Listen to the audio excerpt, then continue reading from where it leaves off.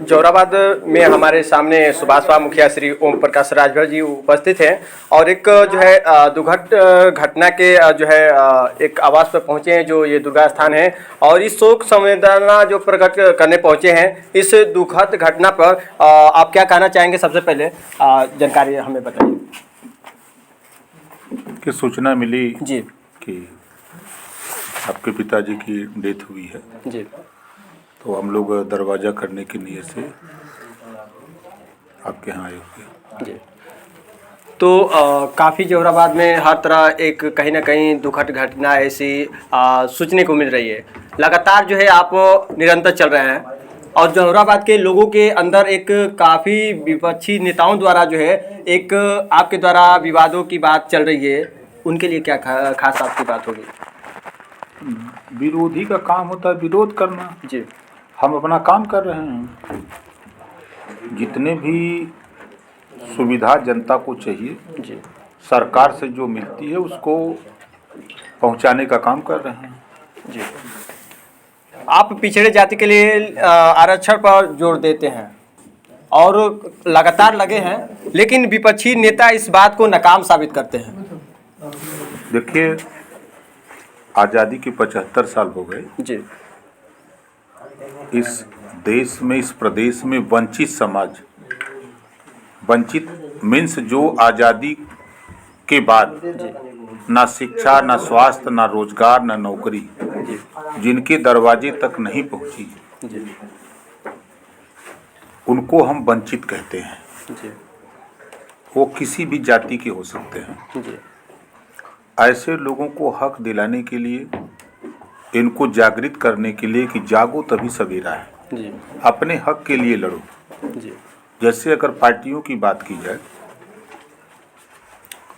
तो कांग्रेस पार्टी आई गरीबी मिटाने, जी, गरीबी मिटने लगे, गरीबी हटी नहीं हटी। फिर नारा आया मुसलमान को देश से निकाल देंगे। जी, मुसलमान निकले? नहीं निकले, है ना। जी, फिर नारा आया कि हिंदू खतरे में है। कहाँ हिंदू खतरे में है? देश के नेताओं की कुर्सी खतरे में है। जी, ना हिंदू खतरे में भैया, ना मुसलमान खतरे में है। खतरे में है तो नेताओं की कुर्सी खतरे में है। लेकिन आप जिस मकसद से ये सोचते हैं, आपकी जो सोच है, लेकिन बाकी ऐसे नेता के अंदर ये सोच क्यों नहीं पैदा होती है? बाकी आपसे ऐसे जो है बगावत करने पे क्यों उतले हुए हैं? देखिए, अलग अलग पार्टियों के लोग गुलाम बना करके लोगों को रखे हैं। जी, जैसे अगर हम समाजवादी पार्टी की बात करें जी, तो समाजवादी पार्टी मुसलमानों को गुलाम बना के रखी है। 4 बार सत्ता रही, 3 बार पूर्ण बहुमत की सरकार रही। जी, 3 बार में जब पुलिस की भर्ती होती है, सिपाही की या सरकारी नौकरियों में जब भर्ती होती है, जी, तो क्या जुल्हा दुनिया सारी साईं दर्जी फकीर शेख सैयद पठान, जी, इनके विषय में समाजवादी पार्टी ने सोचा? नहीं सोचा। जी, तो वोट हम क्यों दें भाई? हम अपने खेत में, अगर हमारा खेत समाजवादी पार्टी है, हम समाजवादी पार्टी के खेत में यूरिया डाई डाल रहे हैं, जी, तो फसल अच्छी होनी चाहिए ना। जी, जब फसल अच्छी हो रही है तो पैदावार हो रही है, जी, तो हिस्सेदारी तो हमको मिलना चाहिए ना। जी, अब हिस्सेदारी की बात करिए तो सब आप लोगों को बुरा लगता है। यही बात बहुजन समाज पार्टी की बात करिए, अगर वहाँ पिछड़ा दलित मुसलमान वोट देता है, जी, वो हिस्सेदारी की बात करिए तो उनको बुरा लगता है। यही बात बीजेपी को बुरा लगता है, यही बात कांग्रेस को बुरा लगता है। जी, तो ये हमारी बात तो बुरा लगेगी। हम चाहते हैं कि भाई देखो, देश में जातियों की गिनती नहीं है। जी, बाबा साहब डॉक्टर अम्बेडकर जी ने जब संविधान लिखा, संविधान में व्यवस्था दिया कि हर 10 साल पे जातिवार जनगणना होनी चाहिए। जी, ये बात तो विरोधियों को बुरा लगती है। सत्ता थी उनकी, जी, चाहे वो सपा हो, बसपा हो, कांग्रेस हो, भाजपा हो, यही चारों पार्टियां ना सत्ता में रही जी, हैं। तो इनको बुरा लगता है कि ये जातिवार जनगणना की बात क्यों करते हैं। देश, समाज, प्रदेश तभी तरक्की करेगा जी, जब समाज में शिक्षा होगी। तो एक समान अनिवार्य फ्री शिक्षा, ओम प्रकाश राजभर हमारी पार्टी के नेता, हम लोग रात दिन चिल्ला रहे हैं, एक समान शिक्षा लागू करो, फ्री शिक्षा लागू करो, अनिवार्य शिक्षा लागू करो। ये विरोधियों को बुरा लग रहा है कि जब ये बैकवर्ड शेड्यूल कास्ट माइनॉरिटी के लोग अगर ये शिक्षा हासिल कर लेंगे तब तो फिर हिस्सा मांगने लगेंगे। शिक्षा सवाल को जन्म देती है, इस नाते विरोधियों को बुरा लगते हैं। आज गरीबों का इलाज फ्री में हो, गरीब का इलाज अगर फ्री में होने लगेगा तो गरीब खाली भर थोड़ो हैं जी। पंडियो जी गरीब हैं, बाबुओ साहब हैं, मुसलमानों हैं, पिछड़ों हैं, दलितों, सब में हर गरीब जात में है तो गरीबों का इलाज फ्री हो जी। तो कम से कम उसको राहत मिले, सरकारी पैसे से हो। तो ये विरोधी लोग सत्ता चला चुके हैं जी। तो सपा वाले कहते हैं, बसपा वाले, कांग्रेस वाले, भाजपा वाले कि यार ये नेता गड़बड़ बोलता है। अब बताओ हम गड़बड़ बोल रहे हैं? आपके ही परिवार, ईश्वर न करे, अल्लाह न करे कि आपके घर कोई बीमार हो, भाई देवे अगर कोई बीमार हो गया तो उसका इलाज फ्री में हो जाए तो राहत मिलेगी परिवार को ना। नहीं खेत रेहान रखते हैं लोग, सूती रुपया लेते हैं, रकम रेहान रखते हैं, रकम रख करके ना लेके जाते हैं, इलाज कराते हैं जी। ये लोगों को पसंद नहीं आ रहा है। आज देश में करोड़ों ऐसे उद्योगपति, लाखों उद्योगपति हैं जो RBI, reserve bank of India से लोन लेते हैं, लाखों करोड़ रुपया लोन लेकर के वो फैक्ट्री चलाते हैं अपनी, और फैक्ट्री चलाते चलाते सरकार का पैसा नहीं देते हैं तो सरकारें क्या कहती हैं, ये डिफाल्टर हैं, ये पैसा नहीं दे सकते जी। उनका कर्जा माफ। अगर लाखों करोड़ रुपया देश के उद्योगपतियों का सरकार डिफाल्टर घोषित करके कर्जा माफ कर सकती है तो प्रदेश में, देश में जो गरीब कमजोर लोग हैं उनका घरेलू बिजली का बिल, उनका भी डिफाल्टर घोषित करके उनका भी माफ करो। तो ये विरोधियों को बुरा लगता है कि क्यों बिजली का बिल माफ कराता है और दुगुना कराना चाहिए। तो ये दुगुना कराने वाले लोगों को तो हमारी बात तो बुरी लगेगी। आपसे पिछली मुलाकात में मैंने सवाल किया था, गरीबों के बिजली बिल का जो है कहीं ना कहीं मनमानी जो बिल आ रहा था उस पर सवाल किया था। आप उस सवाल को सदन में उठाए और ये बात जो है काफ़ी गरीब तबके के लोग, हर पिछड़े वर्ग के लोगों ने ध्यान दिया, आपकी बात को सुना भी। तो कहीं ना कहीं विपक्षी जो नेता है जो इस बात को नाकाम साबित करते हैं, कहते हैं कि नहीं वो एक बहकावे की बात करते हैं, तो उन्हें क्या लगता है कि शायद आप जो काम कर रहे हैं वो काम उन्हें करना चाहिए या फिर आपकी बातों में रुकावट नहीं डालना चाहिए? देखिए, जनता चुन करके भेजती है कि हमारी समस्या को सदन में रखो जी। तो सदन में जिस पार्टी के विधायक को रखने की हैसियत नहीं है, बोलने का शऊर नहीं है जी। वो क्या बोलेगा, वहाँ क्या रखेगा, तो वो क्या करेगा, ओम प्रकाश का विरोध न करेगा। जी।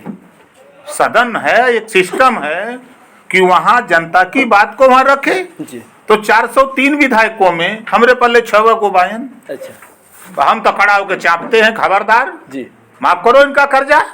आपका मीटर जो है हवा से चल रहा है, एकदम हवा से भी बेग चल रहा है, बिल भेज रहा है तगड़ा, इसको कम करो। जी। किसी नेता और किसी दल के विधायक की हिम्मत औकात नहीं है जो इस तरह बोले। जी। जहुराबाद के लोगों ने वोट दिया हमको लड़ने के लिए, चोरी करने के लिए नहीं, जाके वहां सुरती मल के पीछे खाओ, हाथ उठाओ खाली, इसके लिए नहीं भेजा है। इस नाते ओम प्रकाश राजभर का विरोध उसी का होता है जो मजबूत होता है, लड़ाकू होता है, उसी का विरोध होता है। सबका धोरो होगा, कोई मड़ई वाले के जाकर कोई धोरो कहेगी है निकल घर में से। सदन में आप एक भोजपुरी भाषा में कहे थे कि गरीबों के लिए जो बिजली का मीटर लगाया गया, उन्हें यह पता था कि शायद ये फ्री में सब मीटर चलेगा, हम लोग को बिल नहीं जमा करना पड़ेगा। 2-4 साल के बाद बिल आया, उसके बाद लोगों को यह देखा कि शायद बिल भी भरना चाहिए पड़ेगा।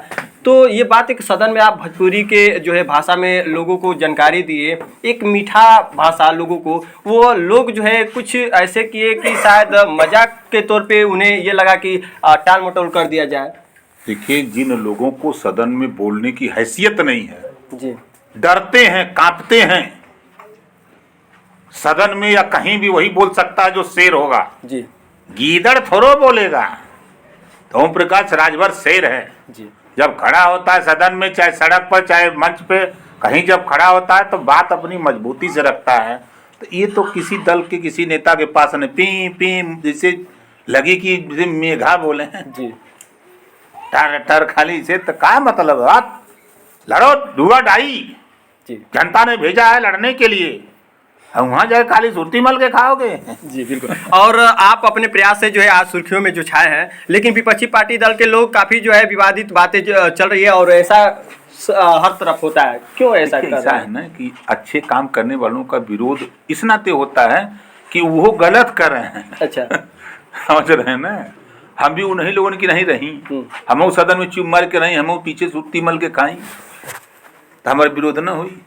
क्या उन लोग की इस तरह से जो है विपक्षी बातों की जो चल रही है बातें हर जगह पे बहसबाजी भी चल रही है, उससे आप विचलित तो होंगे या फिर नहीं हो पाएंगे? काहे को होंगे जी, हम शिक्षा, स्वास्थ्य, रोजगार, नौकरी, जी, गरीबन के रोटी, कपड़ा, मकान, शिक्षा, दवाई चाहिए। एक लड़ाई लड़ते हैं ना। पता करिएगा, 1 रुपया भी मैंने 6 साल में कहीं कमीशन नहीं लिया है भी स्कूल में देके ही हुआ देके। सारा का सारा रुपया विकास के काम में, नाली, खड़ंजा, चक्रोट, पुल पुलिया में लगाया हूँ। कोई माइक लाल नहीं कह सकता कि थाने पर किसी को लड़ाने का काम किया है। कोई माइक लाल, जो विरोधी है हम चैलेंज देते हैं, कोई विरोधी बता दे, हम एकदम सही काम करते हैं, लड़ते हैं, खबरदार। और जो पिछड़े वर्ग के लोग हैं उनके बाल बच्चे जो भी कुछ मजबूरी ही कहा जाए कि उनका जो है शिक्षा का रुकावट आ गया है, तो उनके लिए क्या एक आप जो है संदेश देंगे कि शायद उनको कुछ उद्धार हो सकेगा? देखिए, लोग अपनी लड़ाई जिस दिन लड़ना शुरू कर देंगे जी, कल तक हम लोग अंग्रेजों के गुलाम थे जी, अब नेताओं के गुलाम हैं। संविधान में 4 जाति है ना जी, सामान्य वर्ग, पिछड़ा वर्ग, अनुसूचित जाति, जनजाति है ना, 4 जाति है। हम इनसे कह रहे कि नेतन के चक्कर में कम पड़ो, अपने बच्चे को बेहतर शिक्षा की लड़ाई लड़ो, स्वास्थ्य की लड़ाई लड़ो, रोजगार की लड़ाई लड़ो, नौकरी की लड़ाई लड़ो, सम्मान के साथ जीने की लड़ाई लड़ो। जी, इससे ज्यादा क्या चाहिए? जी, कोई कमा के यहाँ रुपया रख के और हाथ में लेके गया है? खाली हाथ आया और खाली हाथ जाता है। आए हम लोग ना। जी। अब आपके पिताजी ने जो यहाँ बनाया कुछ ले गए? सब यहीं छोड़ के चले गए ना। याद अपनी अपनी कीर्ति छोड़ के गए हैं। ये सुनाते सबसे मस्त है शिक्षा के लिए लोग लड़ें झगड़ें और नेतन के चक्कर में न रहें भैया। नेता 2 मुहैया साफ हो गए हैं। अच्छा चलिए।